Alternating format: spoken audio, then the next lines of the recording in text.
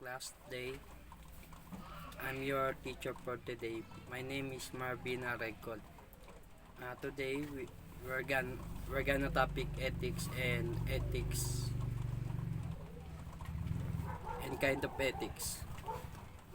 Mm,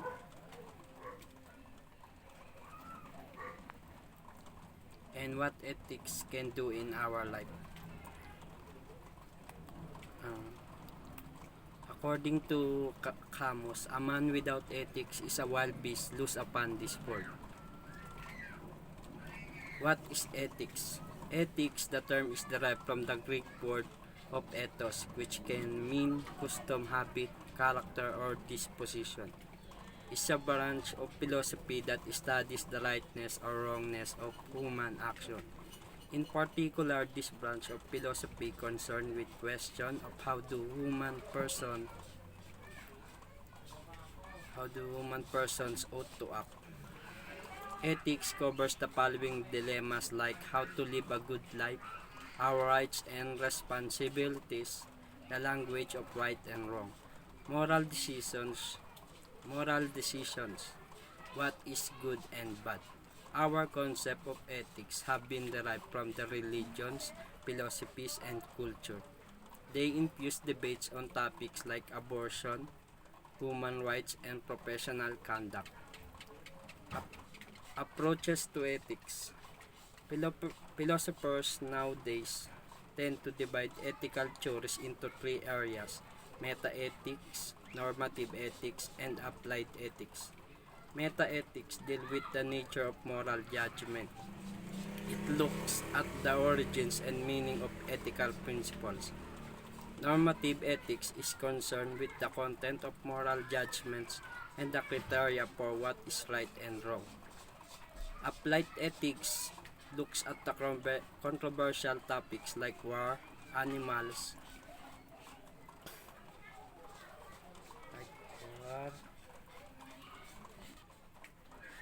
like war, animal rights, and capital punishment. What use is ethics? If ethical theories are to be useful in practice, they need to affect the way human beings behave. Some philosophers think that ethics does do this. They argue that if a person realizes that it would be morally good to do something, then it will be rational for that person not to do it. But human being behaves irrationally. They follow their gut instinct even when their head suggests a different course of action. However, However, ethics does provide good tools for thinking about moral issues. Ethics can provide a moral map. Most moral issues get us pretty worked up. Think of abortion and euthanasia for starters, because these are such emotional issues. We often let our hearts do the arguing while our brains just go with the flow. But there's another way of tackling these issues, and that's where philosophers can come in. They offer us ethical rules and principles that enable us to take a cooler view of moral problems. So ethics provides us with a moral map, a framework that we can use to find our way through difficult issues. Ethics can pinpoint of disagreement. Using the framework of ethics, two people who are arguing a moral issue can often find that what they disagree about is just one particular part of the issue, and that they broadly agree on everything else. That can take a lot of heat out of the argument and sometimes even hint a way for them to resolve their problem. But sometimes ethics doesn't provide people with the sort of help that they really want. Ethics doesn't give right answers. Ethics does not always show the right answer to moral problems. Indeed, more and more people think that for many ethical issues, there isn't a single right answer, just a set of principles that can be applied to particular cases to give those involved some clear choices. Some philosophers go further and say that all ethics can do is eliminate confusion and clarify the issues. After After that, it's up to each individual to come to their own conclusions. Ethics also can give several answers. Many people want there to be a single right answer to ethical questions. They find moral ambiguity hard to live with because they genuinely want to do the right thing. And even if they can work out what that right thing is, they like the idea that somewhere there is one right answer. But often there isn't one right answer. There may be several right answers or just some least worst answers. And the individual must choose between them. For others, moral ambiguity is difficult because it is forces them to take responsibility for their own choices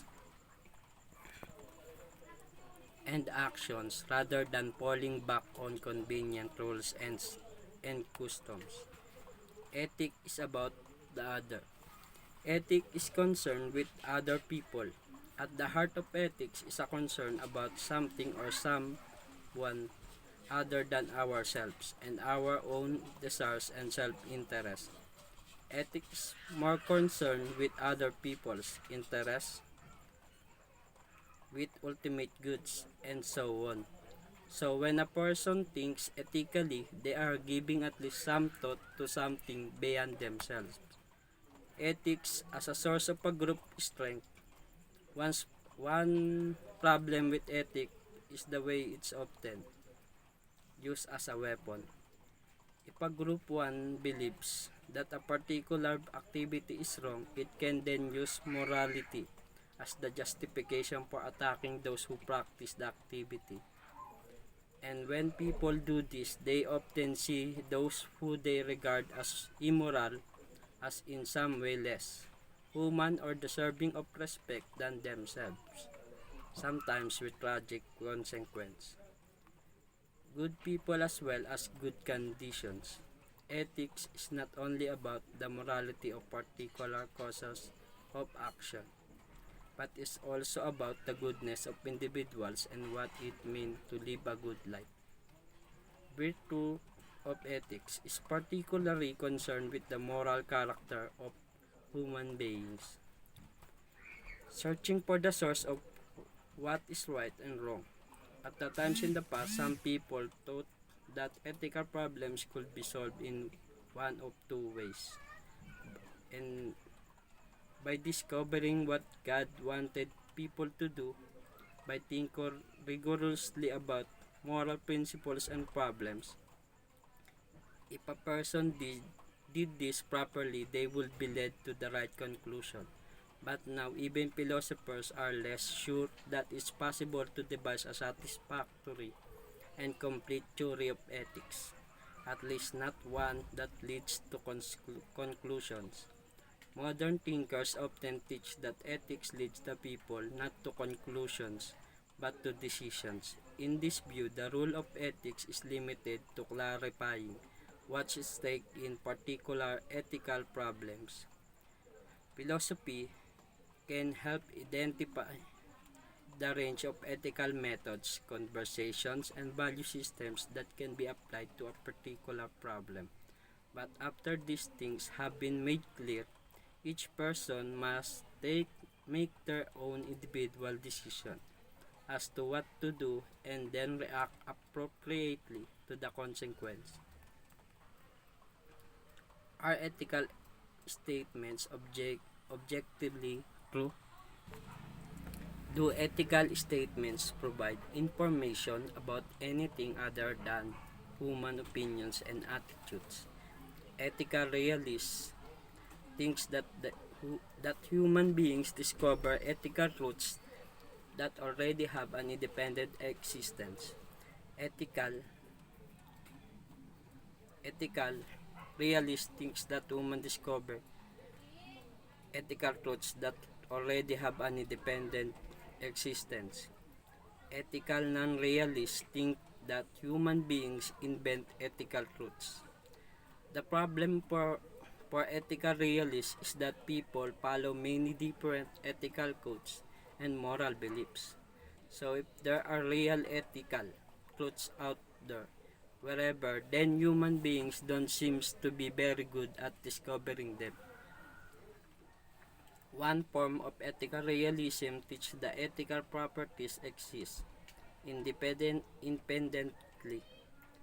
of human beings, and that ethical statements give knowledge about the objective world. To put it another way, the ethical properties of the world and the things in it exist and remain the same, regardless of what people think or feel, or whether people think or feel about them at all.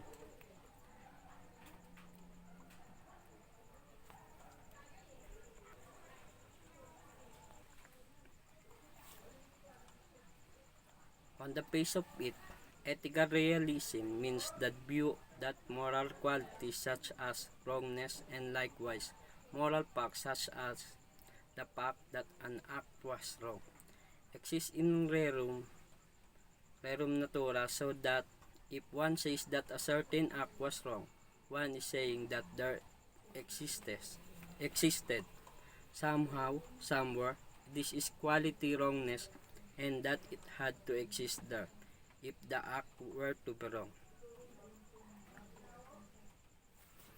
For ethicalisms, when a person says murder is bad, what are they doing? That that's the sort of question that only a philosopher would ask. But it's actually a very useful way of getting a clear idea of what's going on when people talk about moral issues. The differentisms regard the person uttering the statement as doing different things.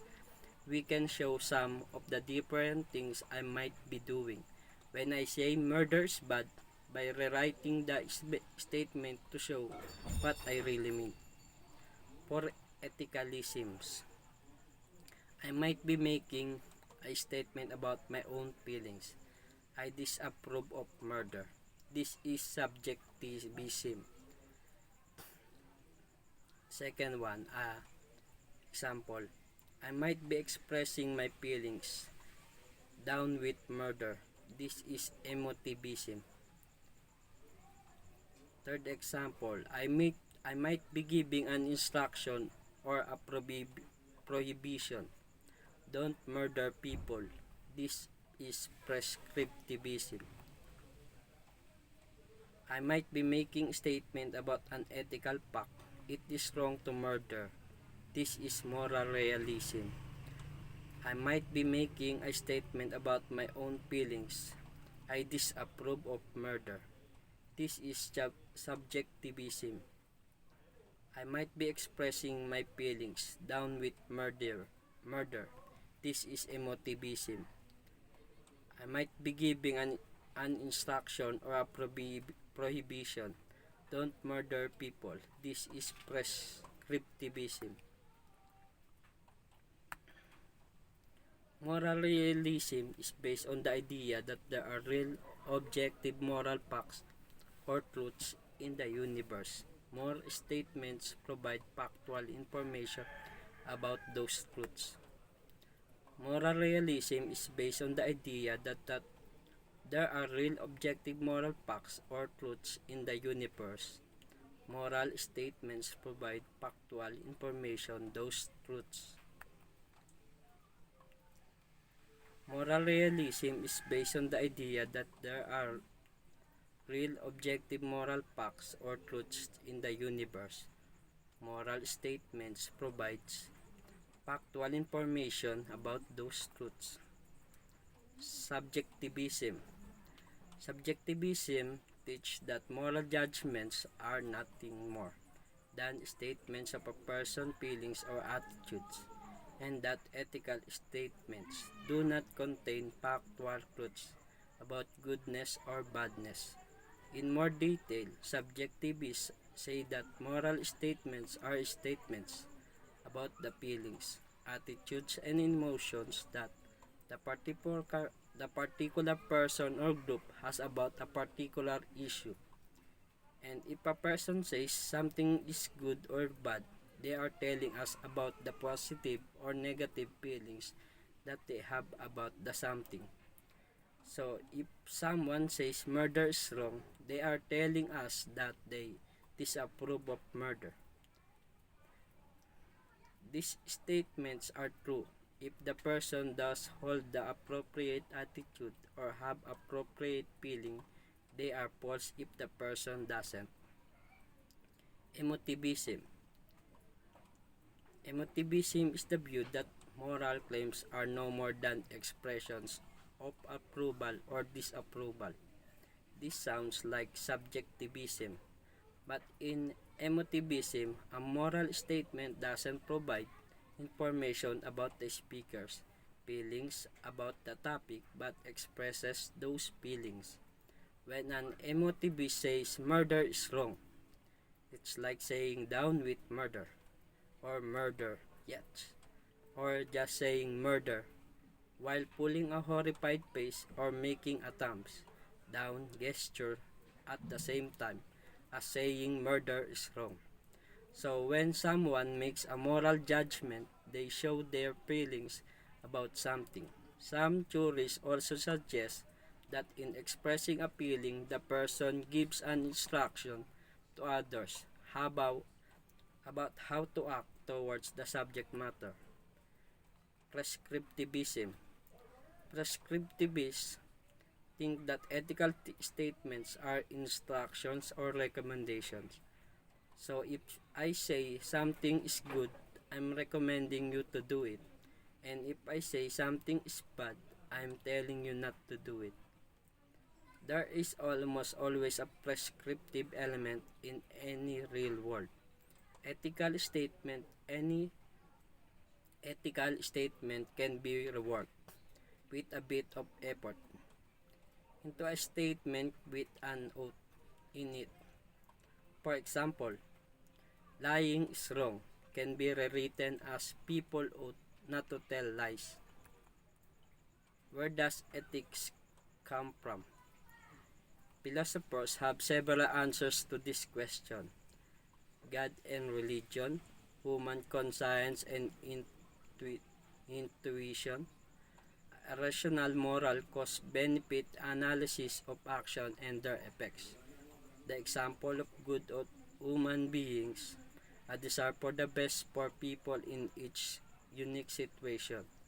Political power, God-based ethics, supernaturalism.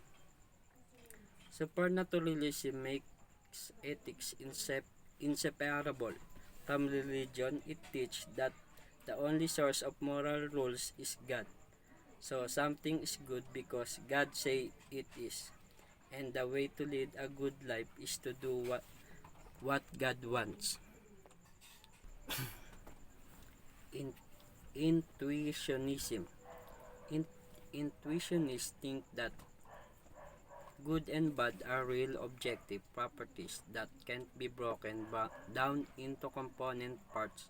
Something is good because it's good. Its goodness doesn't need justifying or proving. Intuitionists think that goodness or badness can be detected by adults. They say that human beings have an intuitive moral sense that enables them to detect real moral truths. They think that basic moral truths of what is good and bad are self-evident to a person who directs their minds towards moral issues. So good things are the things that a sensible person realizes are good if they spend some time pondering the subject. Don't get confused for the intuitionists. Moral truths are not discovered by rational arguments. Moral truths are not discovered by having a hunch. Moral truths are not discovered by having a feeling. It's more a sort of moral aha moment, a realization of the truth. Consequentialism. This is the ethical theory that most non-religious people think they use every day.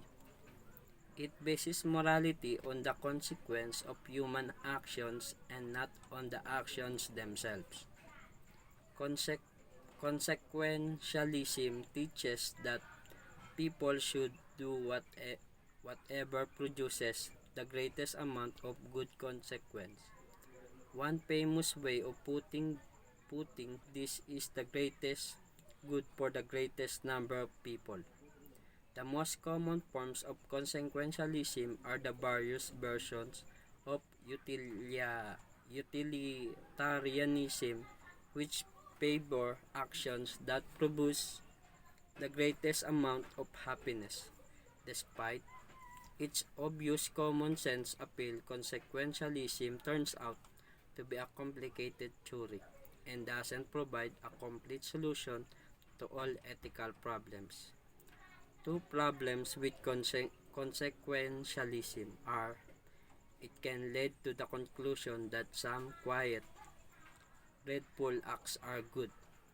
Predicting and evaluating the consequence of action is often very difficult.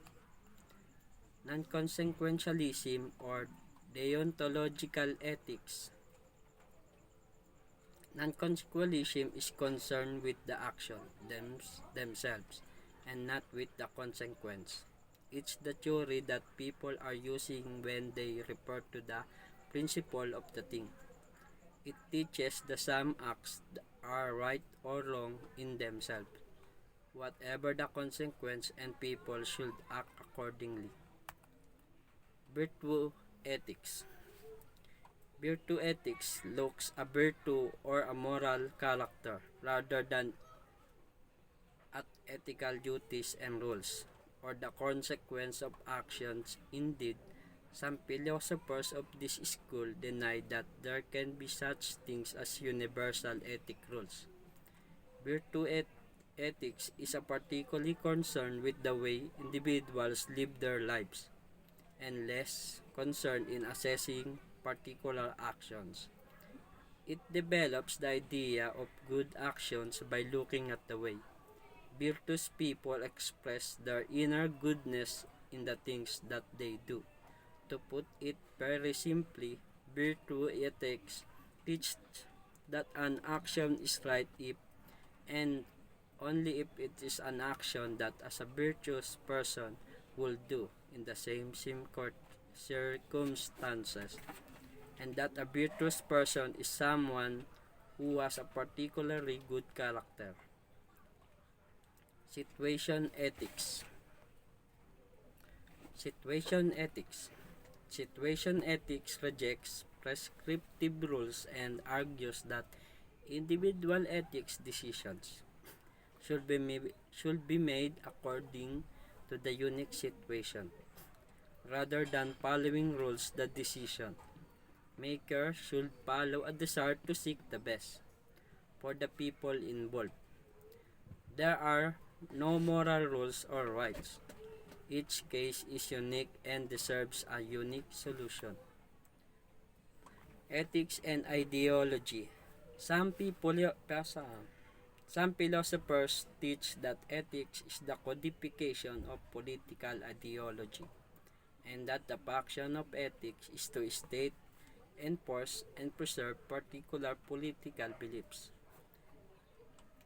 They usually go on to say that ethics is used by the dominant political elite as a tool to control everyone else.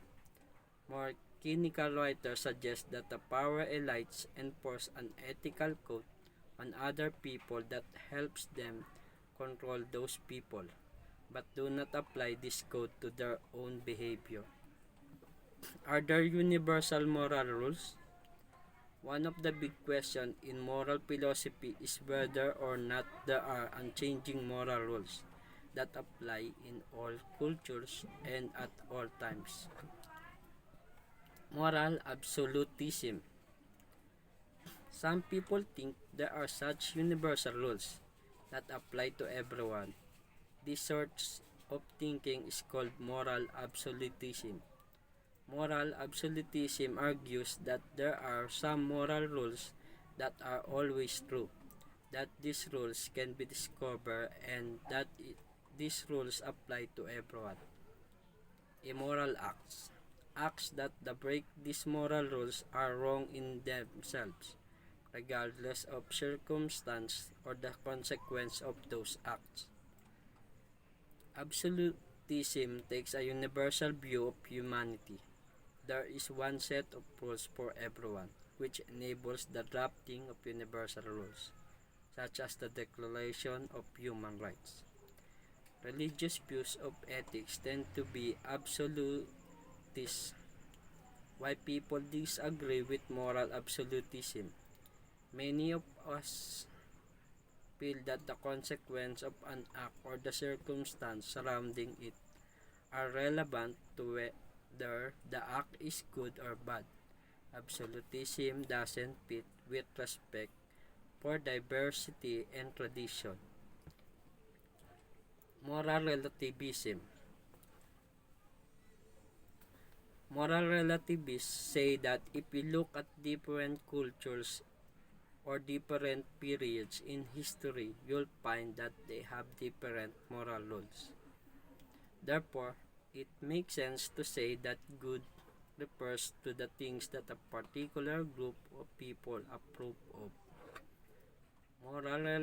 Moral relativists think that just fine and dispute the idea that there are some objective and discoverable super rules that all cultures ought to obey. They believe that relativism respects the diversity of human societies and responds to the different circumstances surrounding human acts. Why people disagree with moral relativism? Many of us feel that moral rules have more to them than general agreement of a group of people. That morality is more than a supercharged form of etiquette. Many of us think we can be good without conforming to all the rules of society. Moral relativism has a problem with arguing against the majority view. If most people in a society agree with a particular rules, that's the end of the matter. Many of the improvements in the world have come about because people oppose the prevailing ethical view. Moral, moral relativists are forced to regard such people as behaving badly. Any choice of social grouping as the foundation of ethics is bound to be arbitrary. Moral relativism doesn't provide any way to deal with moral differences between societies. Moral somewhere in betweenism. Most non-philosophers think that both of the above theories have some good points and think that there are a few absolute ethical rules, but a lot of ethical rules depend on the culture.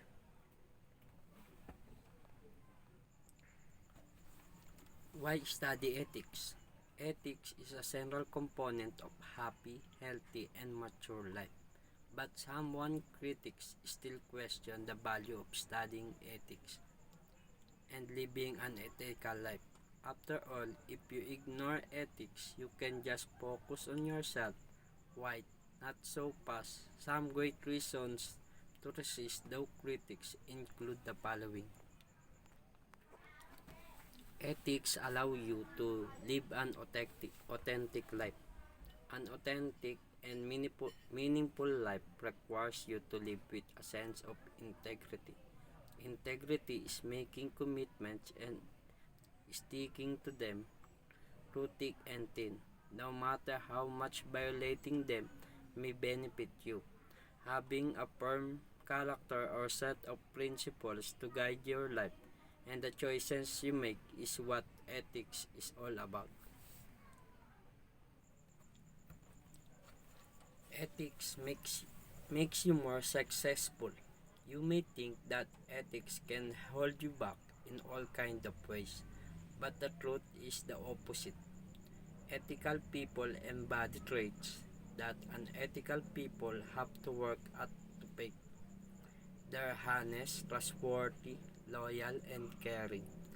As a result, ethical people are perfectly suited not only for interpersonal relationships generally, but also more specifically for the kinds of interactions that make for thriving business. Unethical people generally don't do so well at these things. Ethics allows you to cultivate inner peace. Most people that are live ethically tend to be calmer, more focused, and more productive than those that are live unethically. Most people can turn off their sympathy for other human beings. Hurting people leaves scars on both the giver and the receiver. As a result, unethical people have stormier internal lives because they have to work to suppress their conscience and sympathies to deal with the ways they treat others. When they fail to properly suppress their sympathies, the guilt and shame that comes with harming or disrespecting one's fellow human being takes deep root within them.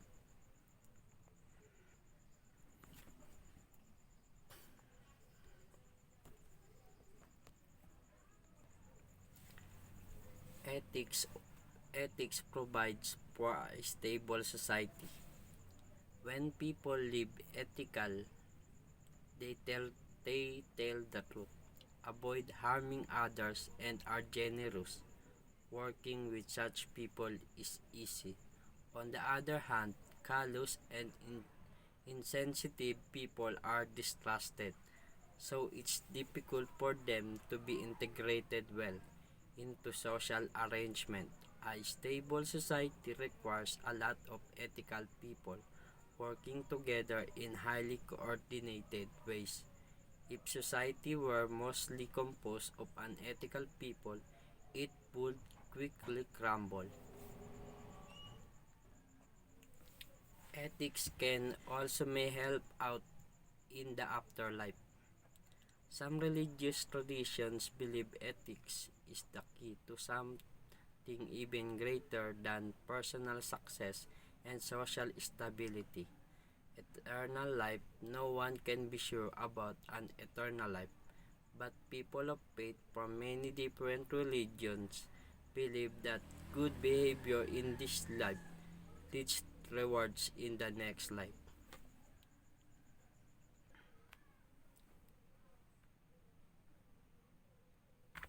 Ethical theories serve as the foundation for ethical solutions to the difficult situation people encounter in life. In fact, for centuries, philosophers have come up with the theoretical ways of telling right from wrong and for the giving guidelines about how to live and act ethically.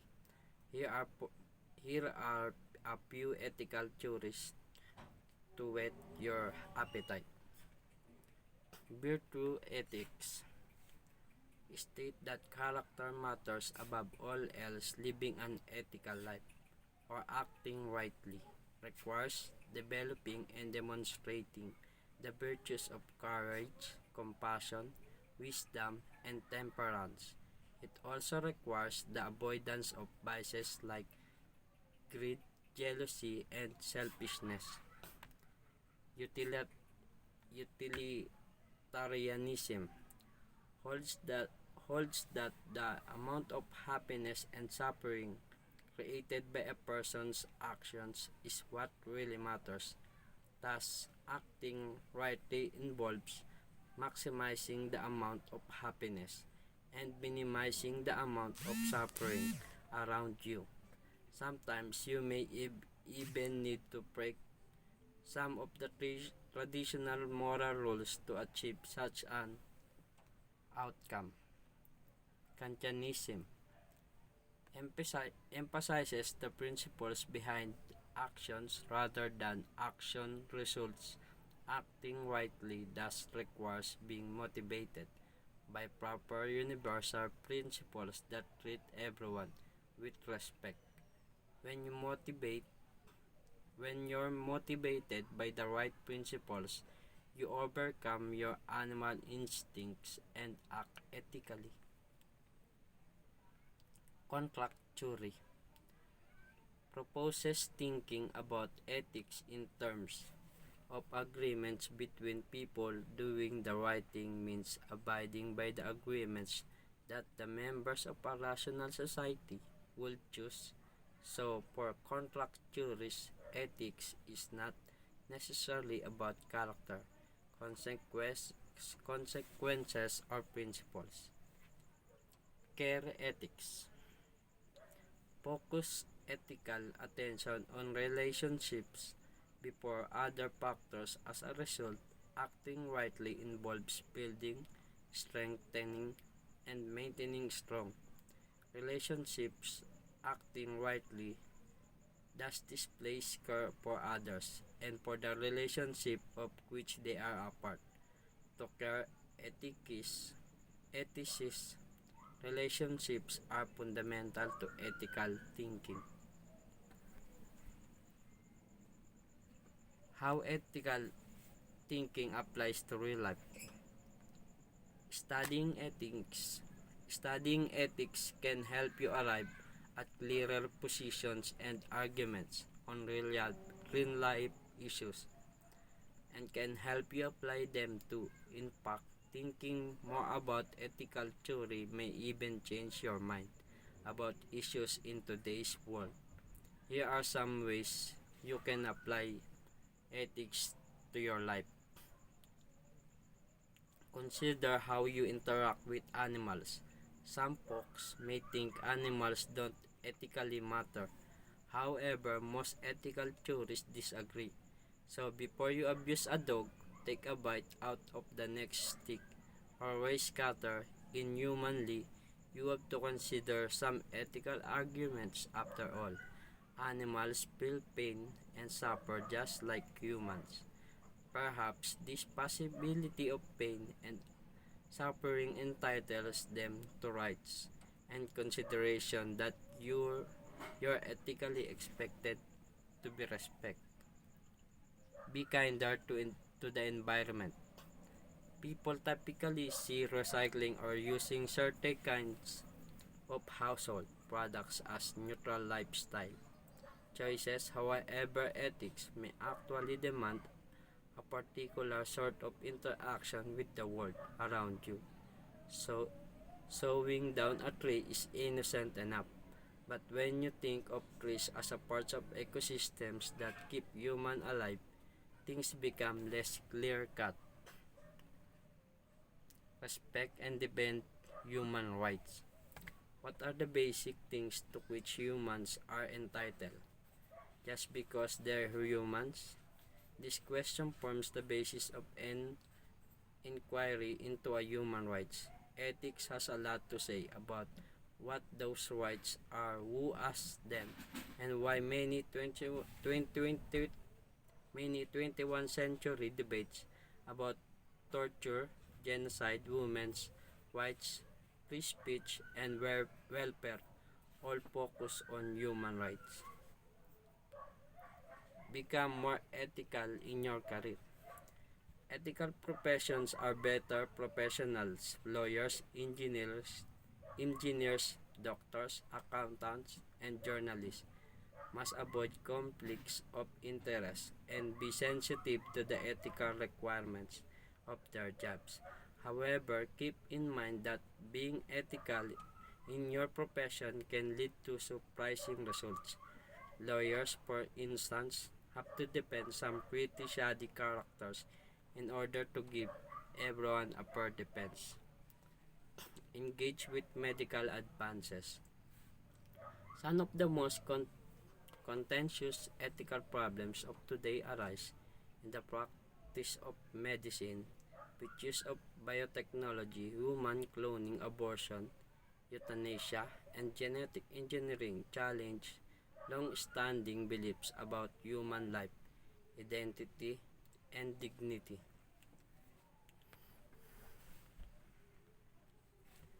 And that's all. Thank you for listening. And that's the end of